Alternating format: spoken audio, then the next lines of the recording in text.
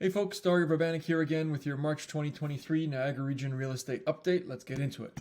So as usual, we're going to take a look at a summary of the entire region, then we'll look at individual markets more closely.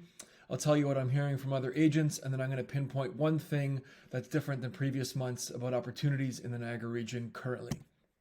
So as a summary for March 2023, there's been an increase in sales, increase in new listings. Both of those tell me that we're right smack dab in the middle of the spring market. Every realtor that you talk to will agree. There's no denying it at this point. Things are going well, although there are some small details that are worth noting. First of all, the modest price increase. So things have not gone down as many predictions have said they would. Seems like the last Bank of Canada announcement where they just went up 0.25 and then holding before that. Prices are holding as well, where people are not seeing the decline they thought, and there are also some signs that in the future we might see an increase in a pickup in terms of demand, and house prices might increase because a lot of people have been sitting on the sidelines waiting for the Bank of Canada to slow or stop. Now that that's happened, people are jumping in full steam. So as usual, we're going to look at the right side of this red line, generally better for investing. What I will do is just sort of go through it a bit quickly, and then you can pause if you want to look at a particular city. The one thing I will note is that Thorold, for some reason, over all the other cities in the Niagara region, saw quite the dramatic dip in terms of average days on market from February to March of this year. So Thorold's quite hot. I can also, from personal experience and working with my clients, I can say that I agree with that simply because we're seeing properties go very quickly where even last month the same type of property would not have gone nearly as quickly. So what I'm hearing from other realtors, the first thing is that inventory has picked up. So not only are we in the spring market, but I anticipate that the April numbers will be even more leaning toward the buyer than the March numbers. Sellers are coming to terms with what their house is worth. They finally realize that it's not going to have any sort of shooting skyrocket. They're not going to lose their shirt if they do put it up.